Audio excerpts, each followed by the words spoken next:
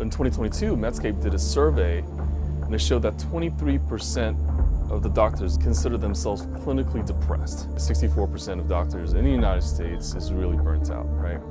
But burnout is just a term. There's a difference between burnout and depression and suicidality.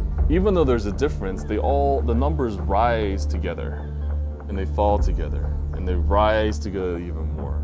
So even though there's a difference, the pattern is the same. In digging deeper, we have to uncover the uncomfortable truths of the medical profession.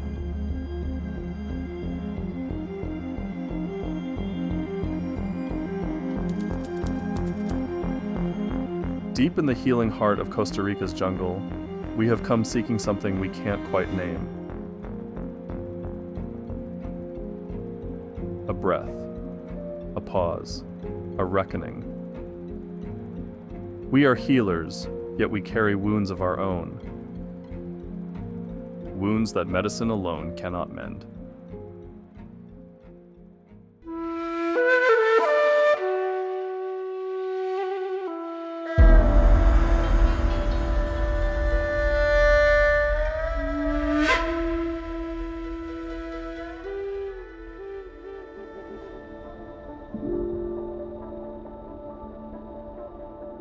For too long, we have given everything to others, yet forgotten to care for ourselves.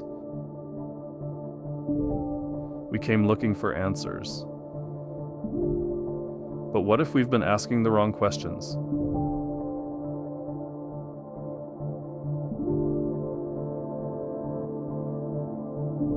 Through the teachings of indigenous healers, the stillness of yoga, and the embrace of community, we came to remember what it means to be whole. This is our story of resilience, rediscovery, and the radical change that begins within.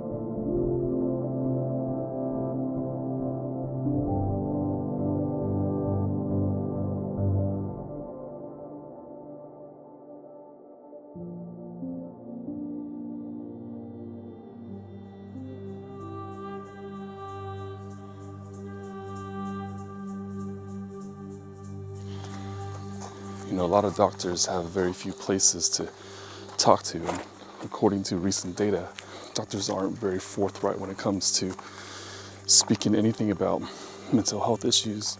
And the idea behind this retreat is where we can all get together, get into the same energy, and really try to not just help each other, but create a safe place. Burnout, fried, singed, completely burnt to a crisp? Absolutely. It's personally destructive, it's financially destructive, it's almost like your life spirals out of control. I've been there.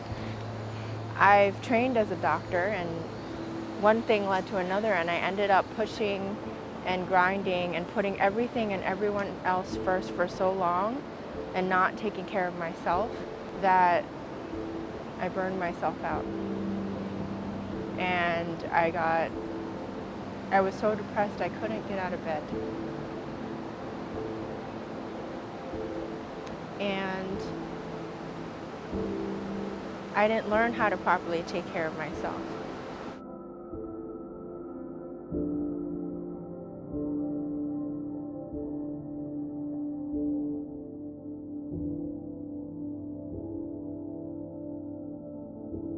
Statistically, what is the number one reason that a doctor in the United States would not come out and say, I'm depressed or I feel burnt out? Is that they fear judgment by other doctors.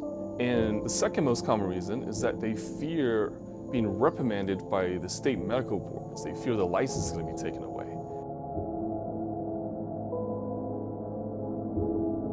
Stigma, shame. The very people who heal are afraid to speak their own pain, locked in a cycle where asking for help feels like an admission of failure. Yet in silence, the cracks deepen, and the burnout spreads, leaving them isolated and unseen. My father, he's a dentist, and he actually took his own life. And I look back now and I see the signs that he couldn't sleep. I think that he was very burnt out.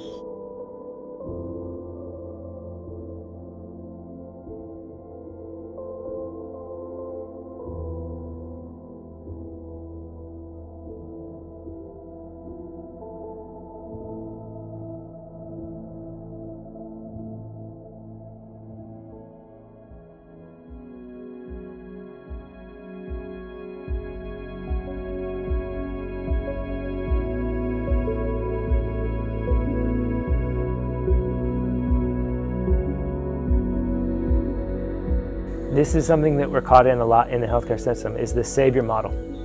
And oftentimes it's because we have an unmet need, so we're trying to save others. But we have no way out. We don't know how to get out of this cycle. We are caught. We're actually in a bind. We can't stop this because then my needs won't be met. The finances, whatever the support structure is, I have a family. There's all these excuses, or there's real reasons too. But if we stop that to follow this other dream here, everything starts to fall apart.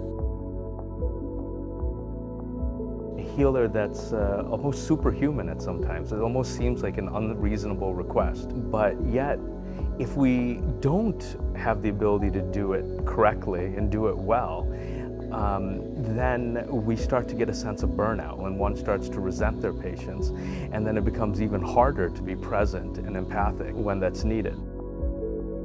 Sometimes we say, oh, I want to serve somebody. What does that mean?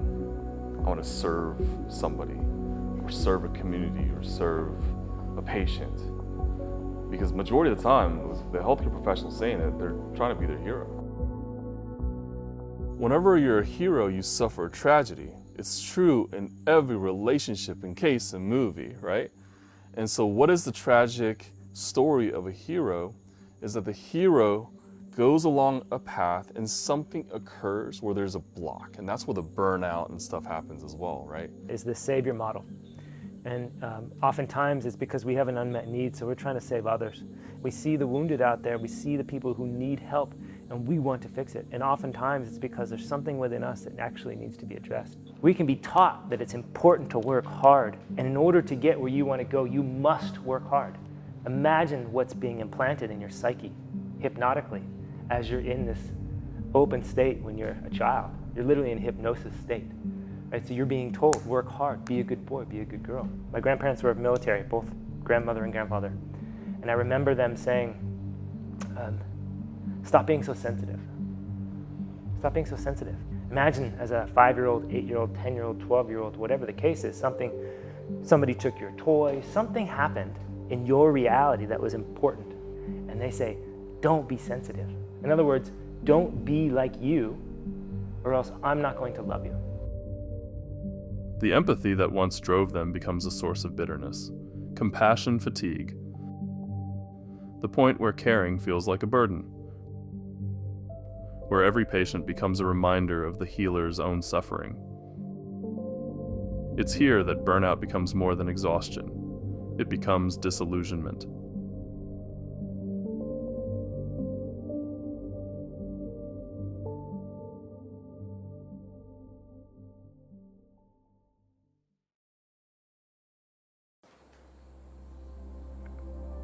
Can we identify with some of their tethers? Yeah? What do y'all want to do now? Release them. Draw a zigzag line right here. Boom. I just released the tethers. Write the words. You may come out now. The healthcare industry almost shuns that part of the self-healing aspect as something that's shameful. And we really have to just say, hey, it's okay. Like, this is where we are, the data is here, and the data supports what we're actually seeing.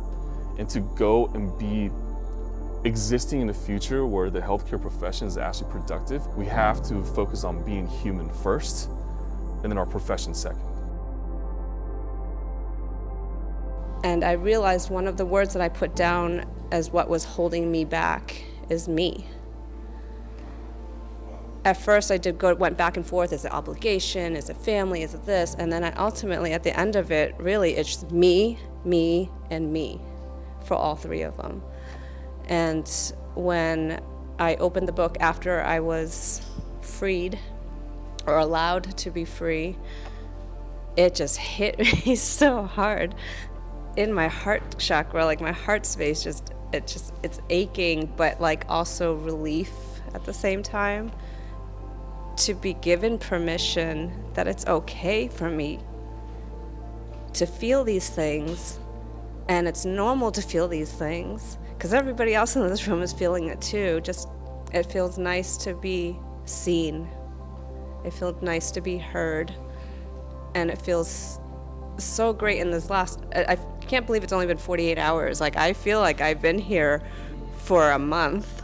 I don't know if I am able to climb out of that box fully yet, but I at least have one foot out. Healing begins with acceptance, the recognition that while the system may be broken, the journey toward wholeness starts within. It's the hardest realization, but the most necessary. We are both the prisoner and the key.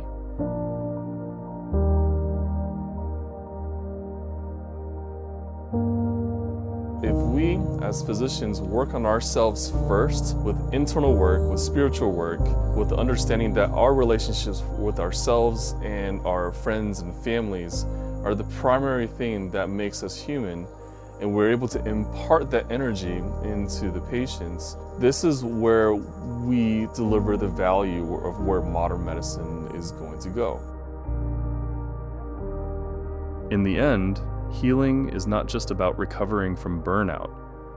It's about rediscovering what it means to be human. We came here to heal, but we leave with something more. The understanding that true care, both for others and ourselves, requires compassion, balance, and above all, a recognition of our own limits.